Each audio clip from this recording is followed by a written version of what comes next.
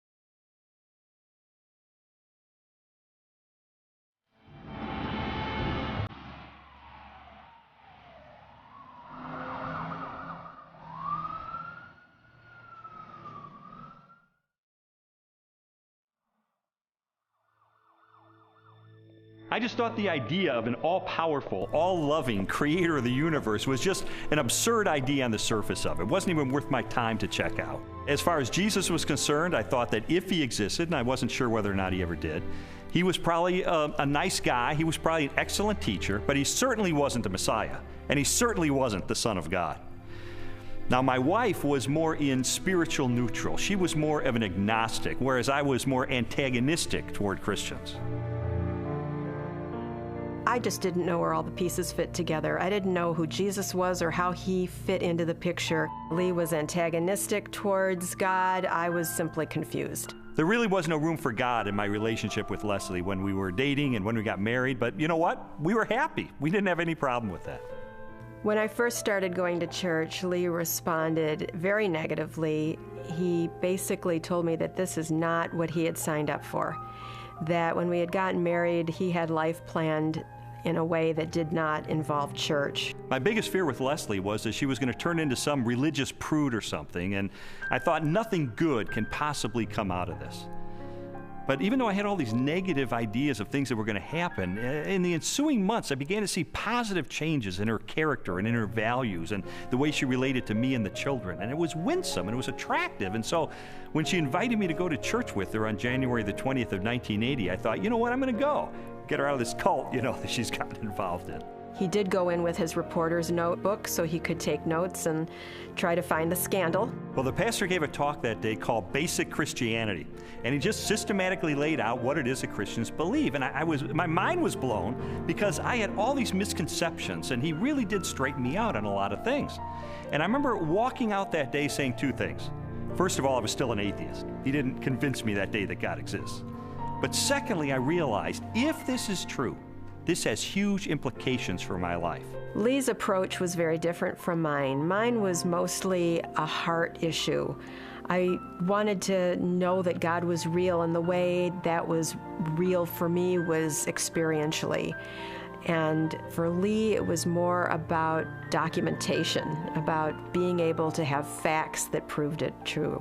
Well, I was a journalist, so there was really no problem with me picking up the phone and calling a scholar and saying, hey, I'm Lee Strobel, I'm with the Chicago Tribune. I'd like some background information about the New Testament. And so I would do that, and I thought it was going to be so easy to expose the fallacious thinking behind Christianity. But as it turned out, it took me almost 2 years of my life to investigate these issues. It really was, in a sense, the most exciting story I'd ever pursued as a journalist. I think, unfortunately, because the documents, the New Testament and specifically, were written so far after Jesus' death, that it's really hard to say. I don't know of myself that it was real. I was not there, but people were there at that time. So their account of things that happened back 2,000 years ago has been passed down. As an attorney, I rely on evidence. And so, you know, it would be tough to get evidence at this late date. Well, I began my investigation by looking at the gospel accounts. How did I know that the New Testament was telling me the truth when it talked about Jesus? Now, obviously, I didn't accept the New Testament as being the inspired Word of God. I certainly didn't accept it as being inerrant. But what I had to accept it as being, which it undeniably is a set of ancient historical documents. And I knew that historians had criteria that they could apply to determine whether or not these documents are trustworthy. So those are the kind of people who I pursued. I went after the heavy hitters. I went after the expert witnesses who could help me sort through these issues. J.P. Moreland, Biola University. Mark Strauss, Bethel Seminary. Craig Blomberg, Denver Seminary.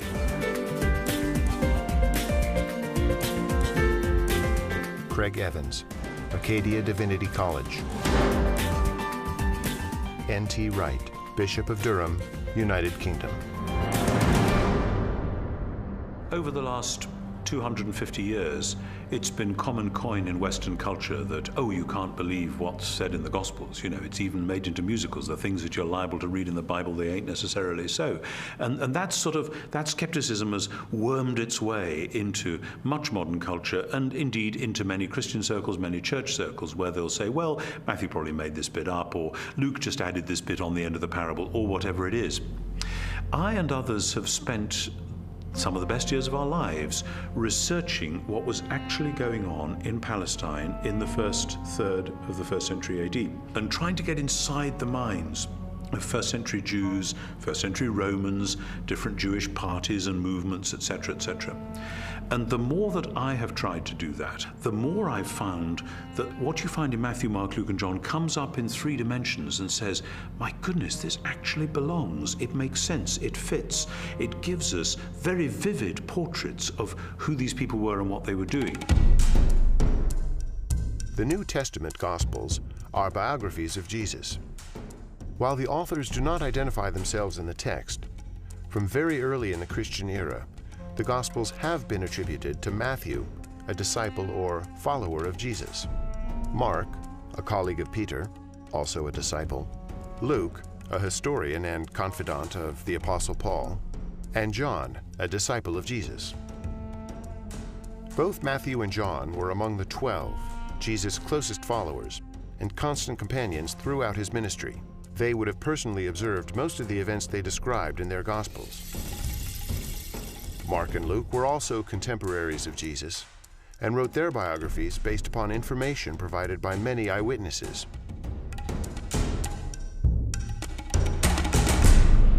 I knew from my years as a legal journalist the importance of eyewitness testimony. In fact, the first question that anybody asks is, how many eyeballs are there? How many eyewitnesses do you actually have? And I needed to determine whether or not contemporary scholars have ascertained whether or not the Gospels are rooted in eyewitness testimony. It's become evident to scholars of the first century that the Gospels were actually attempts to write biographies of Jesus. Now, not in the modern sense, because the Gospels are not particularly interested in his early years. But when it comes to Jesus' adult life and his activities, these are biographies. They're very clearly attempts by eyewitnesses to describe exactly what Jesus said and did, and the consensus of New Testament scholarship has moved in that direction. Many have undertaken to draw up an account of the things that have been fulfilled among us, just as they were handed down to us by those who from the first were eyewitnesses and servants of the Word. Luke chapter 1, verses 1 and 2. Luke's gospel begins with a prologue. It's actually one of the finest Greek sections in the whole New Testament. Luke was clearly a literary artist. But in that prologue, he points out that he has carefully investigated the material that he presents in the Gospels, that he's checked with eyewitness accounts, those who are actually present. If you read that prologue and you see this is the work of a historian, this was someone who has done his research. Therefore, since I myself have carefully investigated everything from the beginning, it seemed good also to me to write an orderly account for you, most excellent Theophilus, so that you may know the certainty of the things you have been taught. Luke chapter 1, verses 3 and 4. You have to understand that people in the first century valued eyewitness testimony. And this is why, from the 2nd century on, it was important to the early church fathers that the people who were alleged to have written the Gospels actually wrote them, and that they were eyewitnesses of the things they wrote. We have actually very early attestation of the authorship of the Gospels. The early church father Papias, for example, as recorded by the church historian Eusebius, identifies Mark's gospel as essentially the eyewitness account of Peter. Well, Papias was a disciple of the Apostle John, so we are only one generation removed from Jesus himself. That's a pretty close testimony, and strongly suggesting that, in fact, the Gospels are based on eyewitness accounts. Now, of course, it's not what you would have seen if you had a video camera there, because, after all, if you put a video camera on a street corner, even in Washington, you'd get politicians coming to and fro. You wouldn't actually have a story that would make sense. You'd have a string of random, unsorted events. That doesn't mean that none of it happened, that it's all made up. It's just to acknowledge what is blindingly obvious, that it has been edited and no doubt shaped by the needs of the community, because people tell the sort of stories that they want to tell, because this matters to us urgently here and now. Most historians date Jesus' birth between the years 7 and 4 BC, and his death no later than AD 33.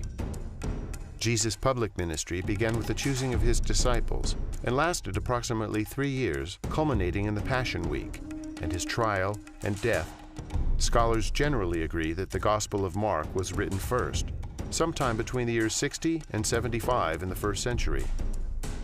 Matthew and Luke were probably authored shortly after, followed by the Gospel of John. The New Testament Gospels are by far our earliest and most reliable records of Jesus of Nazareth. All of the New Testament Gospels were written in the 1st century. Not only are they remarkably close to the events themselves, but in fact, eyewitnesses are still around. If they were passing on untruths, if they were not passing on reliable history, then we would expect eyewitnesses to say, wait a minute, this isn't what happened. But eyewitnesses are around. Eyewitnesses could confirm what they said. All of the gospel writers either were eyewitnesses or interviewed eyewitnesses to gain the information that they gained about Jesus Christ. As I scrutinized the gospel accounts even further, I realized that it was important to find out not just whether or not the information was rooted in direct and indirect eyewitness testimony, but I needed to know, was this information reliably preserved during the time period before it was finally written down? We have to put ourselves into the ancient world without modern media, without even a print-based culture in which the only and the standard way of preserving information was through oral tradition, most of which was memorized. Young rabbis were often forbidden to comment on a passage of Scripture until they had memorized it perfectly. In fact, it was not uncommon for rabbis of Jesus' time to commit the entire Torah to memory.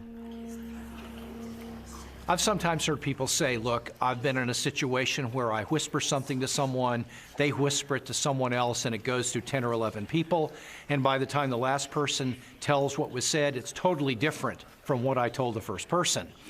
And we can't trust the Gospels for the same reason, because it was transmitted over a long period of time. That illustration is really a bad analogy, and you have to understand that the 1st century apostles who passed on information about Jesus were deeply concerned to get this information correct, because they saw it as sacred holy tradition. It wasn't about what Joe was eating for dinner last Wednesday night. In our day of instant media and everything has to be on film or tape recorded, we are more skeptical of oral tradition, but we don't really understand the nature of oral tradition. Oral tradition is a community event.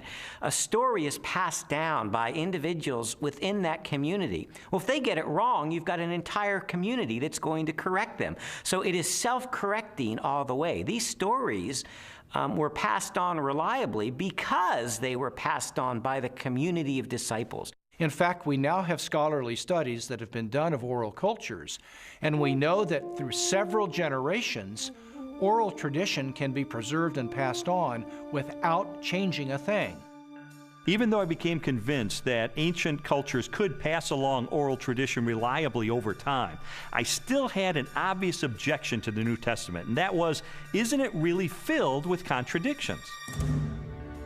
One of the issues people often raise is the question of apparent contradictions between the Synoptic Gospels, where there's a parallel story. For example, Matthew tells the story of 2 blind men being healed, whereas in Mark's account there's only 1 blind man. How can we get this contradiction? The vast majority of these apparent contradictions, however, are quite easily resolved.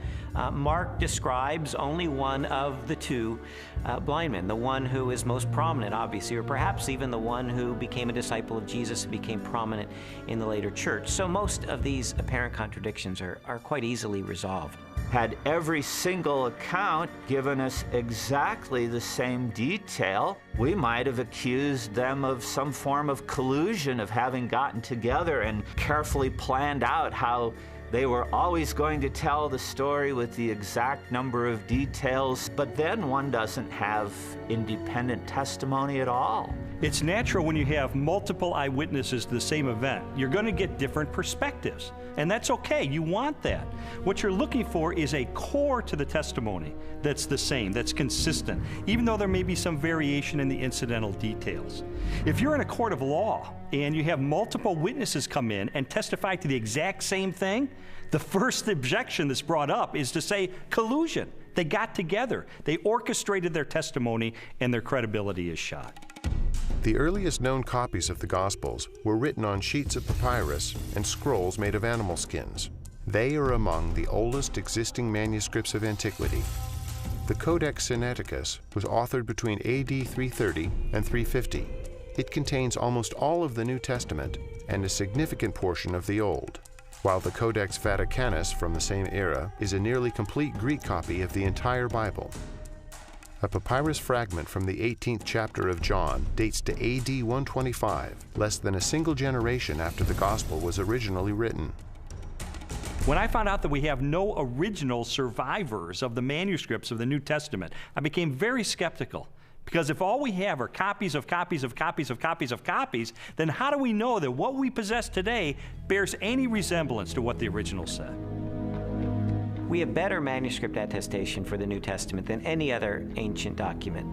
For example, the Bible of the Greeks, Homer's Iliad, is preserved in maybe 600 manuscripts, the oldest of them 1,000 years after the document was actually written. The New Testament, we have something like 5,000 Greek manuscripts.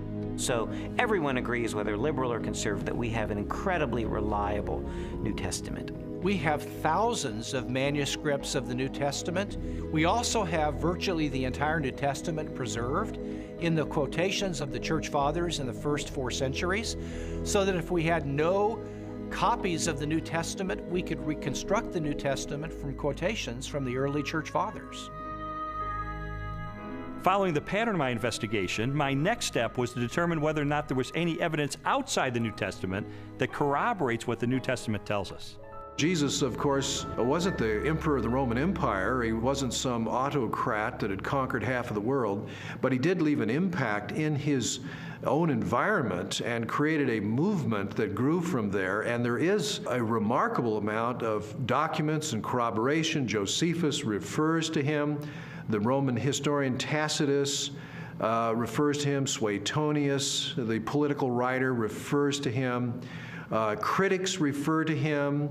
And so it's like a stone thrown into a pond. The ripples go out and everywhere are felt. It's a very impressive record taken as a whole. In AD 93, the Jewish historian Josephus published his work, Antiquities of the Jews. Scholars generally agree that the following text accurately records Josephus' record of Jesus. Now there was about this time Jesus, a wise man, for he was a doer of wonderful works, a teacher of such men as received the truth with pleasure. He drew over to him both many of the Jews and many of the Gentiles. When Pilate, at the suggestion of the principal men amongst us, had condemned him to the cross, those that loved him first did not forsake him, and the tribe of Christians, so named for him, are not extinct to this day. In a court of law, the rebuttal case is an opportunity for the other side to present their evidence. Well, in recent years, there's been a proliferation of books and articles about the so-called Gnostic Gospels. And I wanted to figure out, does this represent the mainstream of academic scholarship? The Gnostic Gospels are a collection of religious writings from the 2nd and 3rd centuries. They blend the teachings of Jesus with a variety of ancient philosophical beliefs. According to the tenets of Gnosticism, the universe was the creation of a flawed and wicked God. Therefore, all matter was evil. Salvation from this world could only be attained through secret knowledge about the spiritual nature of man. There's been a lot of talk about the Gnostic Gospels, the Gospel of Mary Magdalene, the Gospel of Philip, the Gospel of Thomas. These documents are almost universally recognized to be much later than the New Testament Gospels and not to record historically reliable material related to Jesus. Well, the New Testament Gospels give us a portrait of an early 1st century Palestinian Jesus of Nazareth. The Gospels from the 2nd century, which are mostly Gnostic Gospels, such as the Gospel of Judas, or the Gospel of Thomas, or the Gospel of Philip, or the Gospel of Mary, they give us a very different Jesus. Now, you can pick and choose if you want. You can say, well, I like the 2nd century Gnostic Jesus better. Others might want the early 1st century Palestinian Jesus. But if you're going to be a scholar about it, and you're going to talk about, well, which Gospels really do give us earlier traditions that more reliably reflect the actual historical Jesus, you got to go with the New Testament Gospels every time. There's a view among some that there were all of these different competing views of Jesus Christ, and that the one that won out became the orthodox perspective of Christ reflected in the Gospels. All the evidence runs contrary to that. Jesus was a 1st century Jewish teacher who revealed and demonstrated himself to be the Messiah. That's the presentation we get in Matthew, Mark, Luke, and John, the New Testament Gospels. These later Gospels, these Gnostic Gospels, present a very different Jesus, almost a Greek philosopher, an esoteric Gnostic Jesus. It's clearly not the authentic historical Jesus. What I've come to discover is that the Gospels in the New Testament, Matthew, Mark, Luke, and John, are our best sources for Jesus. And I've also found that they are reliable, and that from these sources we can form a picture that I believe is very accurate, that tells us about Jesus, what he taught, how he was perceived by his contemporaries, and what his life was really all about. Everything from Jesus' parables to his healings, to his controversies, to his warnings, and all of that, the reason they were telling this stuff is that not just it was good advice for them in their own day, but that it actually mattered, that it actually happened. And if it hadn't happened, you're into a totally different worldview, a worldview which is about ideas, which is about self-realization, hugely popular in our culture just now, discovering who I really am. You know, for goodness sake, Jesus didn't come to help me discover who I really am. He came to tell me who he knew I really was and to do something about it. And that's much better news. After a while, as the evidence would accumulate more and more, it was like there were these scales and they began to tip increasingly. And I began to go from a hard-hearted, cynical atheist to someone who was still skeptical, but who was more open-minded, maybe more of a spiritual seeker, someone who was willing to follow the evidence wherever it took me.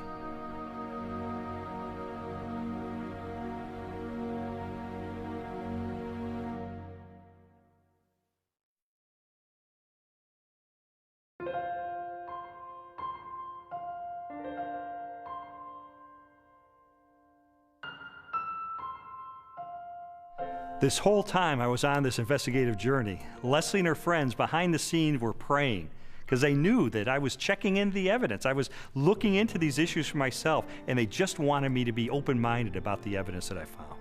I was feeling like my whole world was opening up into something new and way more exciting and fulfilling than what we had been on. And it was that frustration of trying to help him to recognize that that was the case. Well, Leslie tried several things during this period to try to spur me on in my investigation. It didn't help very much. For instance, she would leave Bible tracts around the house, or she would take a Christian book and highlight certain passages and leave it open on a coffee table, things like that. And it really didn't help, but I told her it was not helping, and she understood that. But I think sort of the whole time she was holding her breath, because this was not a very smooth investigation. He would take 2 steps forward, 3 steps back. Sometimes it looked like he was really getting it, and other times he would just turn into an angry, frustrated person again. And so it was a very frustrating time for both of us. I believe Jesus was a real person. I believe he did live. I guess there are some exaggerations in the Bible, I'd have to say. I don't believe we'll ever know if Jesus was really what everyone thinks he is. I think it's a lot of folklore. I think it's a lot of historical misrepresentations. I think it's a lot of wishful thinking. But I don't think we know, and I don't think we'll ever know, and I don't think there's any way to prove what has been claimed about Jesus for all these years. The biographies of Jesus in the New Testament gave me a lot of information about him. But Christians were saying that he is the Son of God. That's a huge step to take to believe that. And so I sought out more scholars so I could pose to them this question: who was Jesus?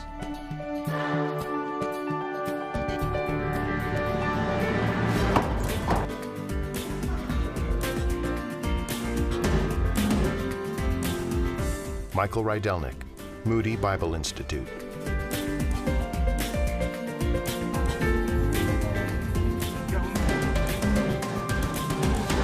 Ben Witherington, Asbury Seminary.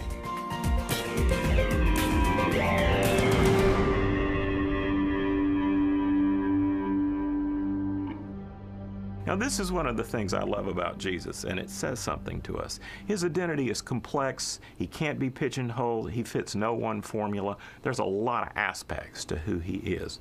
But always, he presents himself as a challenge to the status quo, to preconditioned thinking about what Son of God, what Messiah must be. He's carving out his own niche. He's doing his own thing like a great and creative artist.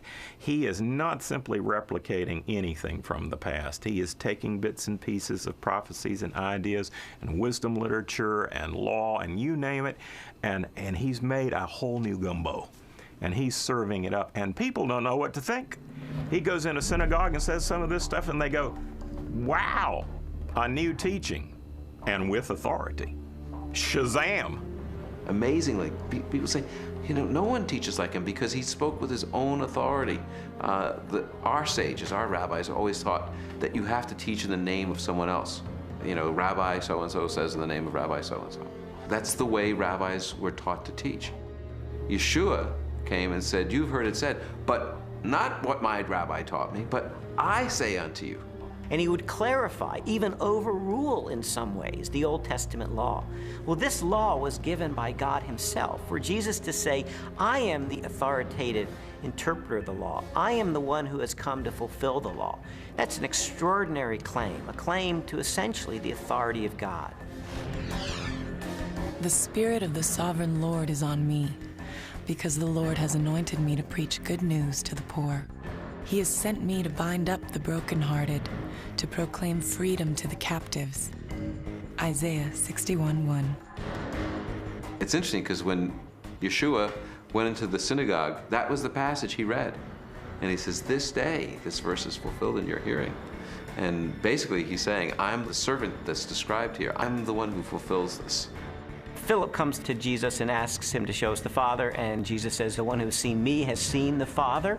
Jesus clearly presents himself as the self-revelation of God. Those who meet Jesus are, in fact, meeting God. When Jesus is brought before Caiaphas, the high priest, and some of the Sanhedrin members that have gathered the evening that Jesus is arrested, they're trying to find incriminating evidence, they're trying to find incriminating testimony, and they're not doing real well. And finally, the high priest asked Jesus directly, tell us plainly, are you the Messiah, the Son of God? And Jesus says, I am. And you will see the Son of Man seated at the right hand, coming with the clouds of heaven. And there Jesus has combined phrases from Daniel 7 and Psalm 110. Jesus sees himself as this heavenly figure. More than 80 times in the New Testament Gospels, Jesus is identified as the Son of Man. While the human connotations of the phrase are obvious, a broader interpretation is found in an Old Testament scripture written by the Jewish prophet Daniel. In my vision at night I looked, and there before me was one like a son of man, coming with the clouds of heaven. He approached the Ancient of Days and was led into his presence. Daniel 7:13. Many Christians and non-Christians alike hear the phrase Son of Man. They think Son of God refers to his deity and Son of Man refers to his humanity. That's in part true, but in fact, Son of Man has a much greater significance than that as well. The title Son of Man, Jesus draws that title from Daniel chapter 7, where a glorious messianic figure comes before the Ancient of Days, a reference to God, and he is given all glory and power and majesty. That portrait of this glorious Messiah is the one that Jesus identifies himself with. He is the Son of Man. So Son of Man doesn't just mean a human being. His dominion is an everlasting dominion that will not pass away, and his kingdom is one that will never be destroyed. Daniel 7:14. Actually, the phrase Son of Man refers to his humanness and his more than humanness. Because no human being can rule forever unless he's a forever person in some kind of way. In addition to the claims that Jesus makes about himself in the New Testament, there are also reports that he performed the miraculous, that he walked on water and healed the sick and turned water into wine and raised the dead and did exorcisms. And so I had to know, is there evidence that these miracles are a result of his divine nature? Jesus' contemporaries, that is, people who liked him, people who were indifferent, neutral, and people who opposed him, all acknowledged he did extraordinary things. Now, of course, the people who liked Jesus and believed in him and followed him said Jesus did these powerful works because of the Spirit of God. People who opposed him would say, well, I admit he does these amazing things, but it's because the devil is helping him. The Talmud actually speaks of some of these things. In some of the passages that deal with Yeshua, it has him as a magician. And why do they describe him as a magician? It's not flattering. There's a historical recognition here that when Yeshua came, he did miracles, just as Isaiah 35 indicates in the Messianic age. When the Messiah comes, he'll be able to make the blind see and the lame walk. The New Testament Gospels record at least 40 separate miracles performed by Jesus during the course of his ministry. They include healings, exorcisms, mastery over nature, and even raising of the dead. Christian theology has always held that these miracles are part of a total picture that displays the attributes of God himself: unlimited power, total knowledge, ever-present, unchanging, eternal.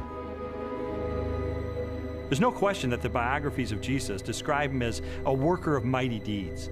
But I wanted to know, does this make him any different than the other miracle workers and magicians of the ancient world? Miracle workers that we find occasionally in the first century are magicians. They use incantations, they use spells, they try to coerce gods or divine figures to work on their behalf. That's very different than Jesus' miracles. Jesus' miracles were to demonstrate the power of the kingdom of God. When he healed the sick, he pointed back to Isaiah's prophecies that when God's kingdom would come, when God's salvation would come, the lame would walk, the blind would see. This was the demonstration that God's kingdom was arriving.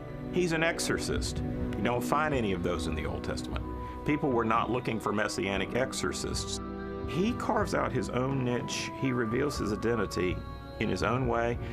It becomes clear that he is somebody who can take on the powers of darkness himself and win.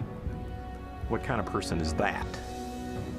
And he doesn't have to use recipes and formulas like other ancient exorcists. He can just call the demon by name and that boy's out of there. One of the most astonishing things that Jesus did was when he claimed to forgive sins. In Mark's Gospel, chapter 2, a man is brought to him, a paralyzed man, and the crowds around him are expecting Jesus to heal him. But instead, the first thing Jesus said is, "Your sins are forgiven." Only God forgives sins. Now, some might say, well, Jesus may have been forgiving sins on behalf of God. But in fact, that's not the way his listeners understood him, because immediately the religious leaders responded to that. Who is this that forgives sins? Only God forgives sins, they claim. But Jesus claims the ability to forgive sins. And that to confirm that he has that authority, he then heals the man. And so a very obvious question arises. That is Jesus the Messiah, the Christ, the Anointed One, the one sent by God to be the Savior of Israel and the world? Christians told me that there are dozens and dozens of ancient prophecies contained in the Old Testament of the Bible, and that they predict the coming of this Messiah, and that Jesus, against all mathematical odds, fulfilled those prophecies. And I thought, this is a little bit like the fingerprint evidence you see in a court of law.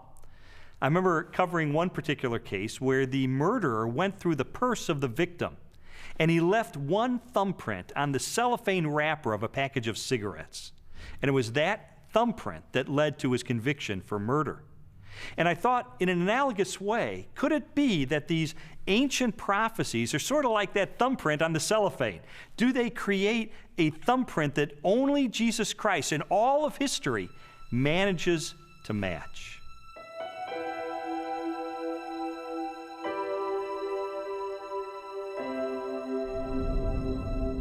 This is Yeshayahu 53:6, or Isaiah 53:6. Kulanu katson ta'inu, ish ladarko paninu, vadonai hifnia bo, et avon kulanu.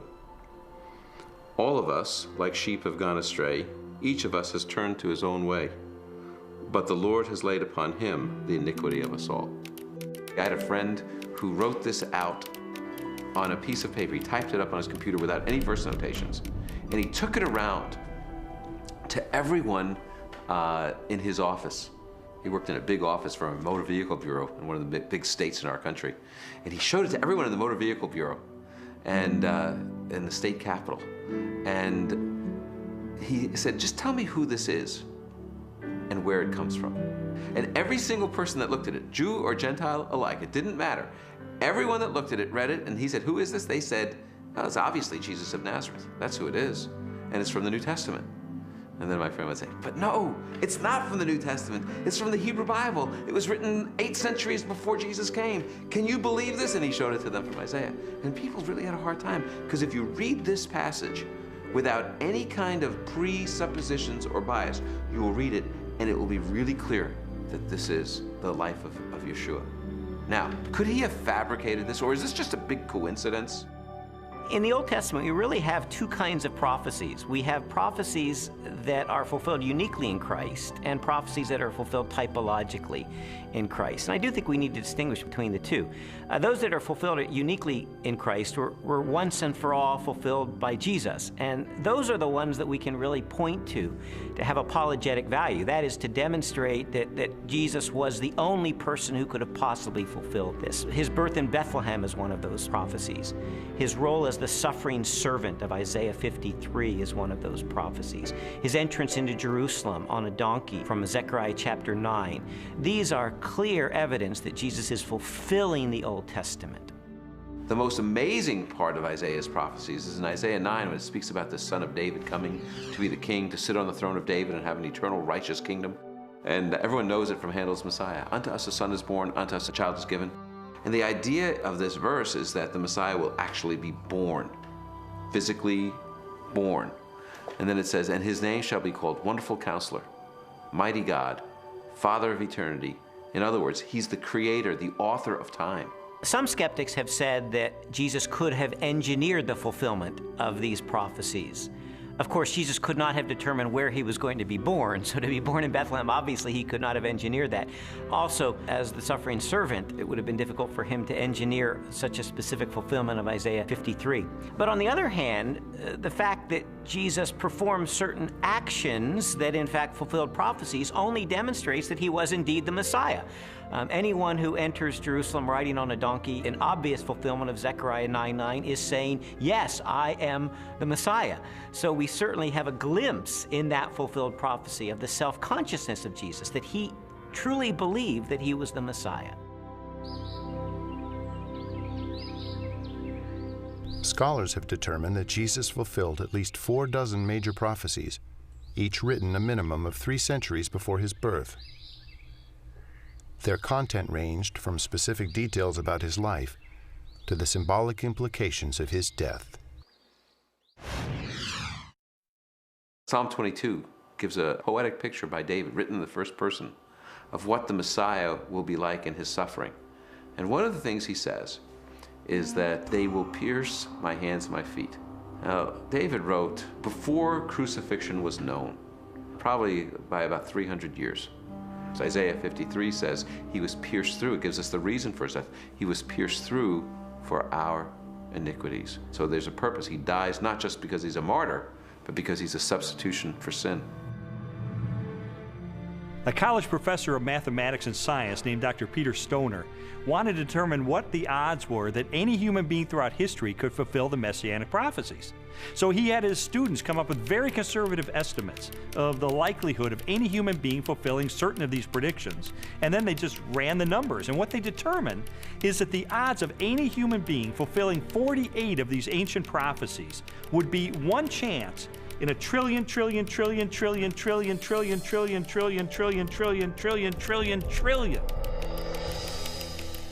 It is mathematically virtually impossible.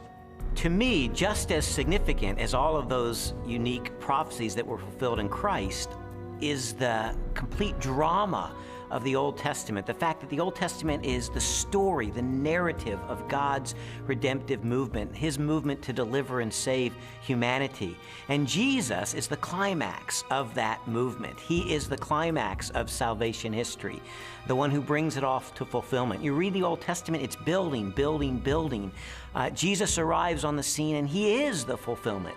And he recognizes himself clearly as the climax of God's plan of salvation for all humanity. This whole case was sort of like one of those jigsaw puzzles where you don't know what the ultimate picture is going to be.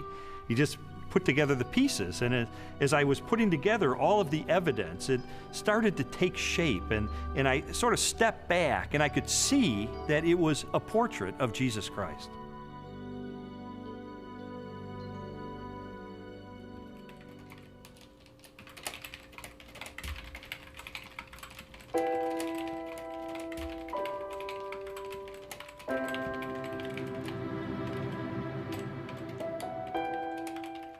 This was not just an intellectual journey.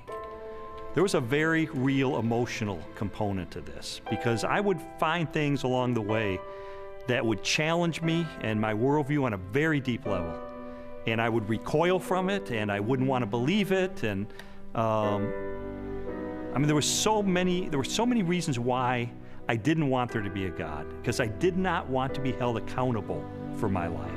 I didn't know at the time why Lee was so angry. I thought it was just being stubborn. He says, after coming through it, that it was conviction. It seemed that the more Leslie's values were changing and her character was being transformed and the way she related to me and the children was changing, it would highlight the contrast with my life. I was feeling fearful and angry as well that he was being affected by it in the way that he was. I mean, the truth is, I felt like I was losing Leslie. She was being pulled away from me into this Christian subculture. I didn't fit in there. I'm the atheist. I'm the skeptic. And yet I felt like she was being pulled away, and I loved her. I didn't want to lose her. And it got to the point where I was so angry over the whole thing. One day I just reared back and I kicked a hole in our living room wall, just out of rage over the situation. It was a very ugly scene right in front of Leslie, right in front of our little girl. They were crying, and I didn't want to lose her.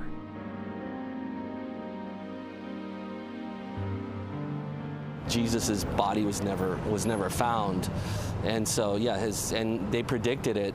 Well, you know, he talked about it, and it was predicted, and it happened. I mean, it's this easy. It's as simple as that. We just tend to complicate it, man. No, not physically, not his physical body.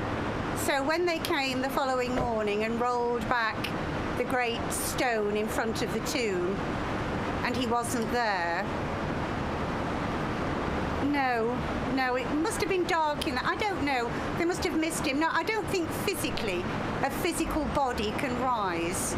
I don't think that he was yanked out of that, or physically walked out and walked down the street and met with him. It just doesn't make any sense to me. For more than a year, I'd investigated the historical record for the reliability of the New Testament. I'd looked at the identity of Jesus. But now it was time to look at the ultimate evidence for who he really was, the purported resurrection of Jesus from the dead. And for that, I went to the best scholars that I could track down.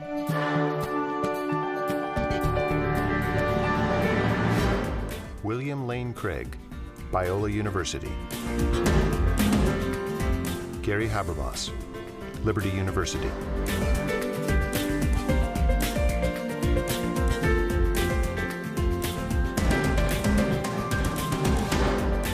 Michael Licona, North American Mission Board.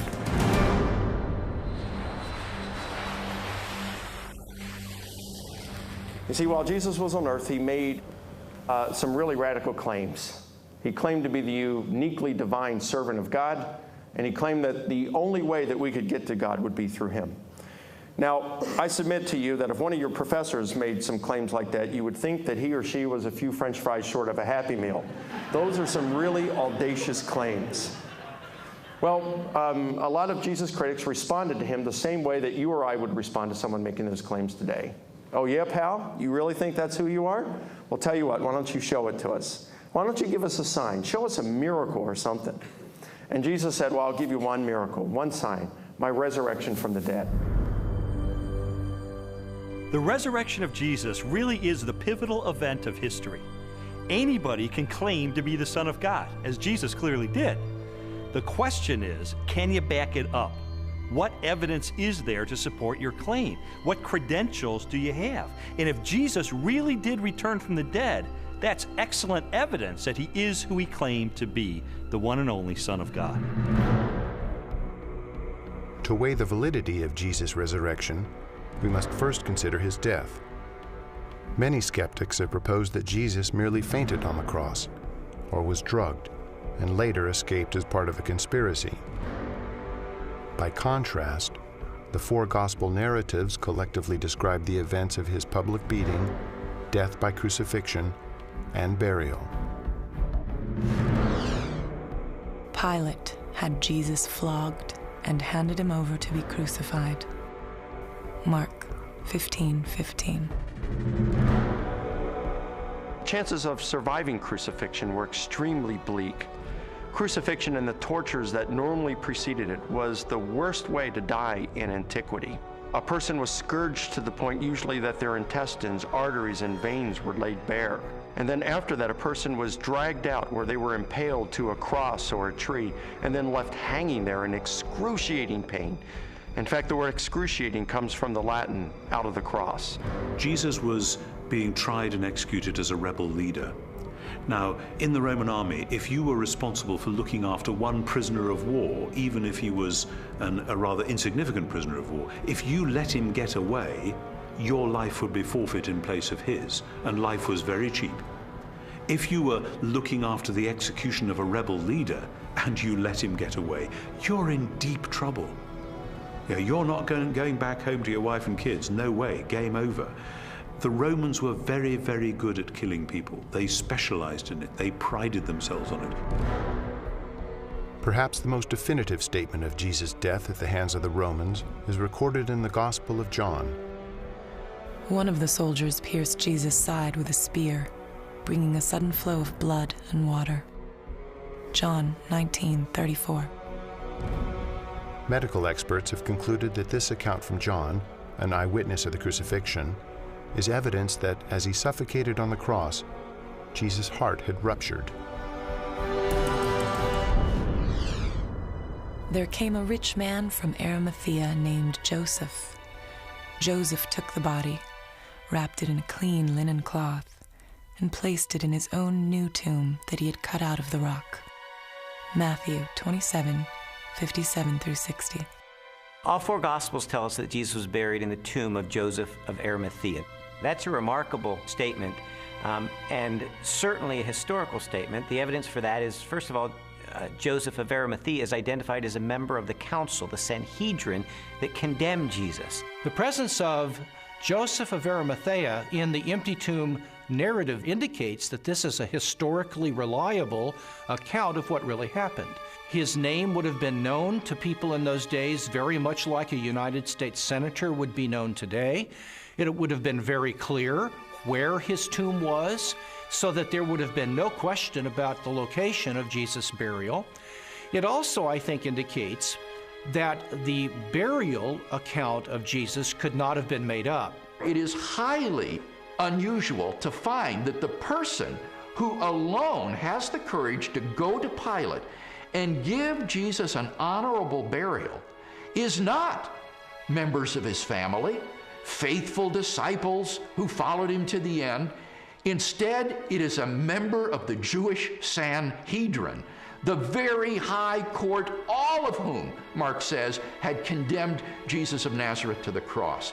The fact that it is Joseph of Arimathea who is the person responsible for giving Jesus an honorable burial is an awkward and embarrassing fact for the early church, and yet this tradition is faithfully preserved in almost all of the traditions that we have about the burial of Jesus.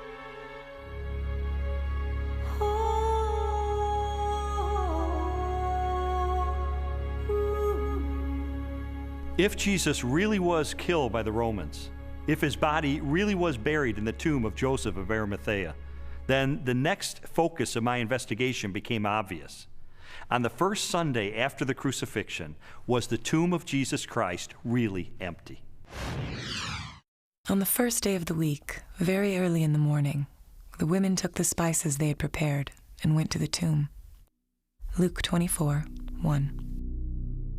The empty tomb story also has a very embarrassing feature of it that is preserved in the memory of the early church, namely the discovery of the empty tomb by women. Now, in order to appreciate this, you have to understand something of the status of women in Palestinian Jewish society. In that society, which was a patriarchal society, women were frankly second-class citizens. If you were going to invent an account about an empty tomb, then why on earth would you invent witnesses, primary witnesses, whom no one would believe? In fact, they would scoff at that later on. Supposing you were inventing the story of the resurrection of Jesus, many people have said, oh, this was all just dreamed up later on. Well, how would you have done that? The one thing you wouldn't have done would have been to have not only a woman, but a woman who's got nobody quite knows what, but a fairly shady past, as your prime witness. And yet there she is, Mary Magdalene, in Matthew, Mark, Luke, and particularly in John. And already by the middle of the 2nd century, the pagans are sneering, oh, this is just based on the testimony of hysterical women, you can't believe that. But the early Christians stuck to their story, they stuck to their guns, they stuck to the women. They said, this is how it was. Now, they just would never have made that up, and that actually has enormous ramifications. If this is how the story was, and they didn't change it to airbrush Mary out, then this really must have been what happened on that first Easter day. The chief priests devised a plan.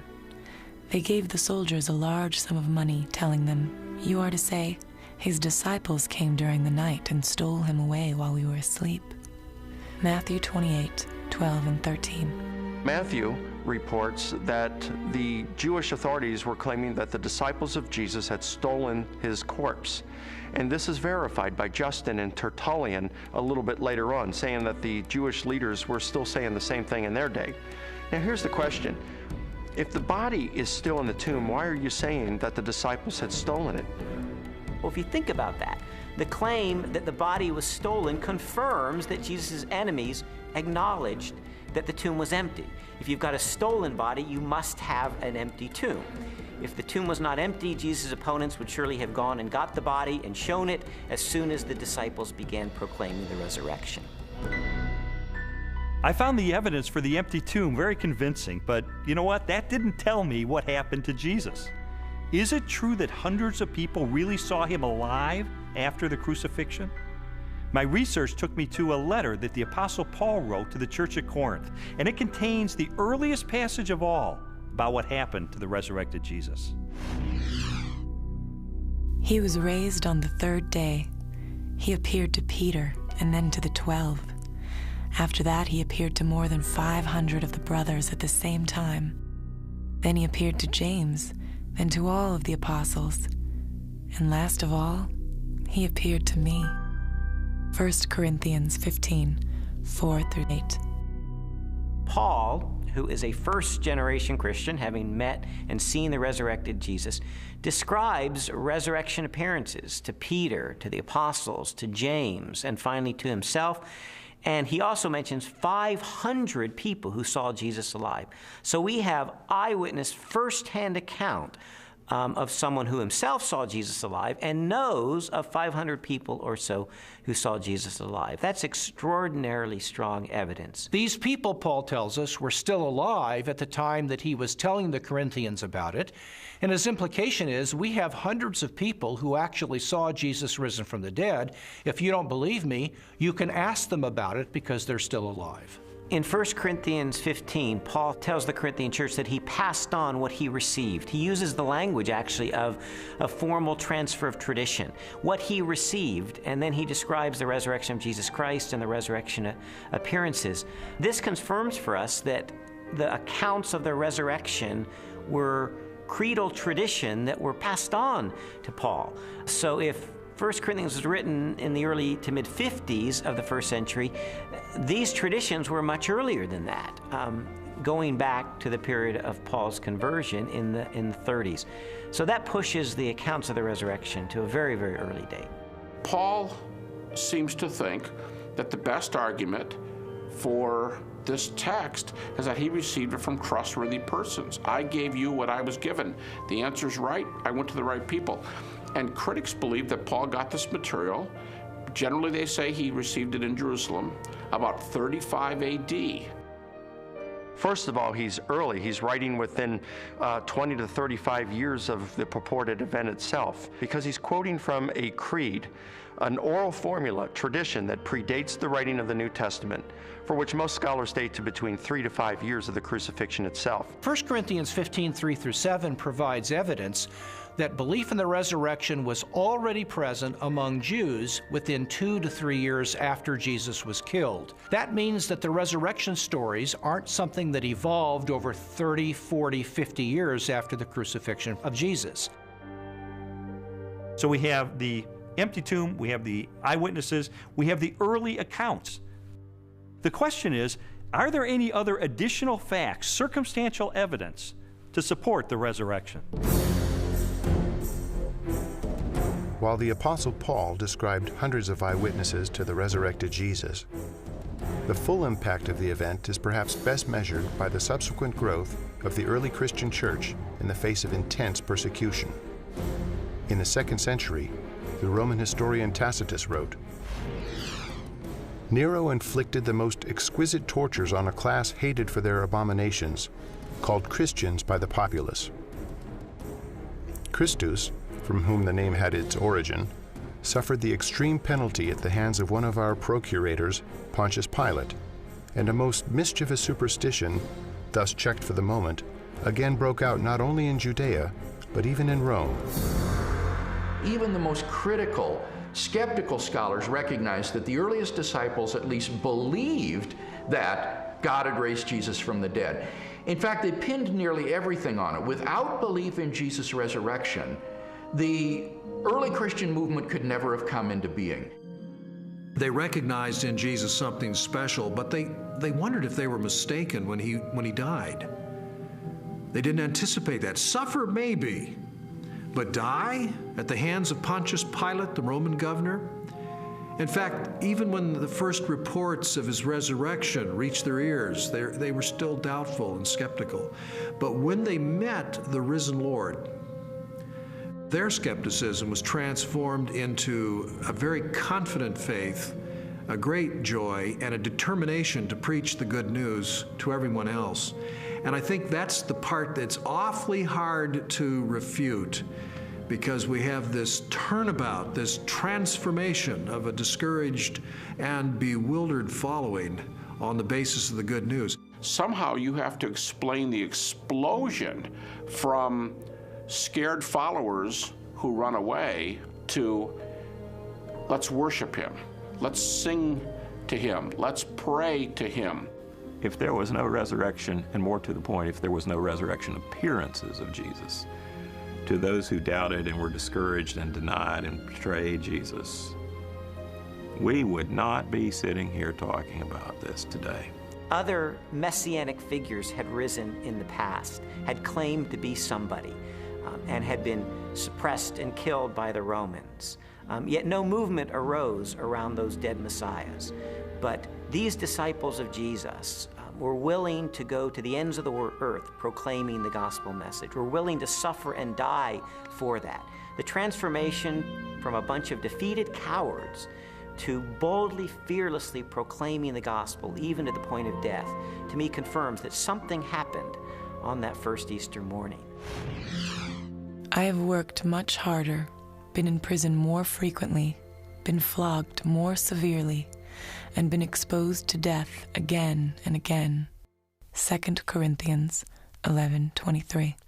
After Jesus' crucifixion, the disciples lived lives of hardship for 20, 30, 40 years, suffered greatly in their ministries, and eventually suffered martyrdom and execution without recanting for their belief that they had seen Jesus risen from the dead.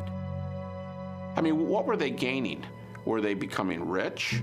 They're running around the countryside. They're, in some cases, abandoning their family for periods of time so they can preach. What they got for their efforts is death, in many cases. You also have to remember that the disciples died not just for something they believed was true. They died for something they actually saw with their own eyes. It's much more difficult to explain that away than it is for someone who dies for a belief and they're sincerely wrong. I came across a bit of evidence I really found fascinating. James was a half-brother of Jesus, and he was not a believer in Jesus during Jesus' lifetime, but he later died the death of a martyr as a leader of the local church. In a similar way, Saul of Tarsus was a persecutor of Christians, and yet he later becomes the Apostle Paul, this incredible missionary. So I had to ask myself, what led to this radical transformation of these skeptics? Sometimes people will come to believe something they wish to be true. If you believe hard enough that a person is loving and kind, you can talk yourself into believing that, even though the person is not loving and kind. It's very, very difficult, however, to explain people coming to believe something that they're actually standing against.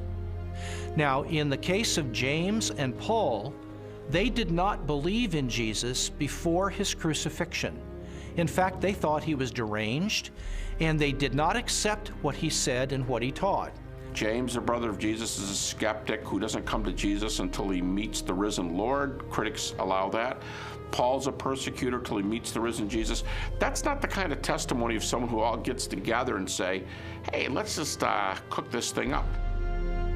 One of the certainties, it seems to me, related to the testimony of the apostles is that they truly believed that Jesus was who he claimed he was, and they truly believed that he had risen from the dead, because they were willing to die for that. Very few people are willing to die for something they don't really believe in, or something even worse that they know to be a lie. When Jesus was executed, his disciples were rightly afraid. They scattered. They were fearful for their own life. Their hopes had been dashed because they had believed Jesus was the promised one who was going to usher a new day in for Israel. Turned out he wasn't, because he was murdered by crucifixion under the authority of the Roman Empire. And yet, shortly thereafter, we find them taking a stand in Jerusalem proclaiming that Jesus was the Messiah, the very Son of God. How do we explain that? How do we explain the fact that they were even willing to propagate this the rest of their lives and go to martyrs' deaths for their belief. The only rational explanation is that something happened to them between the death of Jesus and 3 days later, and according to their own words, it was that they saw Jesus risen from the dead for themselves. People have often said, and I think it's a perfectly fair position, that okay, there aren't actually any good alternative hypotheses for how you explain the rise of early Christianity, but because we know as an absolute fact which we're not prepared to let go of, that nobody ever rises from the dead, then there must in fact be some other alternative hypothesis. And I want to say, okay, if you want to make the absoluteness of bodily death the cornerstone of your entire worldview, I actually can't stop you. If you choose to say, no, here I stand, death is the end, and nobody ever comes back from it, and that's just the way it is, well, that's where a lot of people were in the ancient world, it's where a lot of people are in the modern world. I think that that worldview is radically challenged by the strong evidence which points to the resurrection of Jesus, but it's up to somebody what they do with that challenge.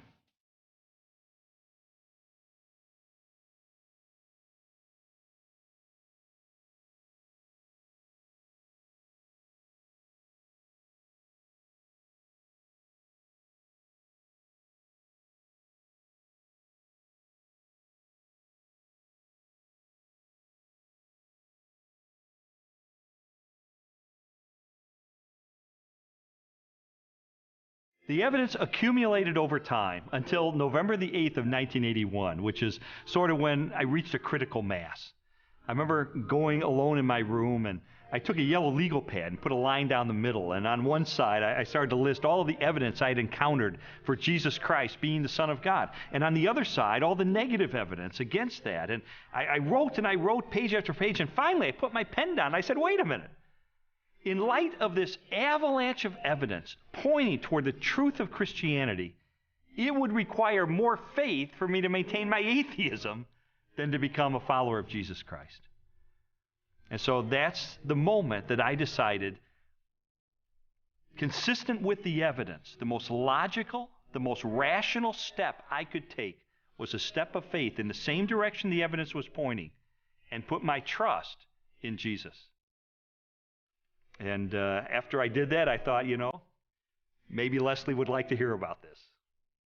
I thought it was too good to be true. My heart was pounding. I was in tears. I was so excited. I just threw my arms around him and kissed him and hugged him and told him how I'd been praying and how lots of people had been praying that this day would come. She threw her arms around me and she said, "You hard-hearted son of a Baptist," she said, "I've been telling you this for 2 years. I mean, come on." And that began a transformational process for me, where over time my philosophy and my attitudes, relationships, parenting, worldview, all of that began to change over time for good, really for good.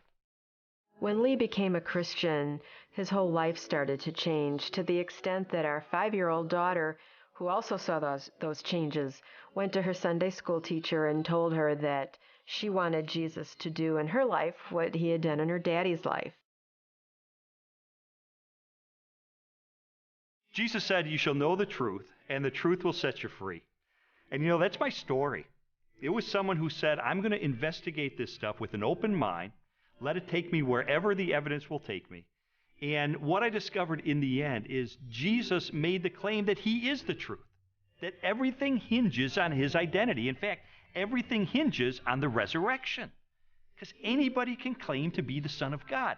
If Jesus really did return from the dead, then he is who he claimed to be, and that changes everything. But what about your own journey? I'd really encourage you, if you've never done it, to investigate the evidence for yourself, but make 3 resolutions up front. Number 1, make it a front burner issue in your life.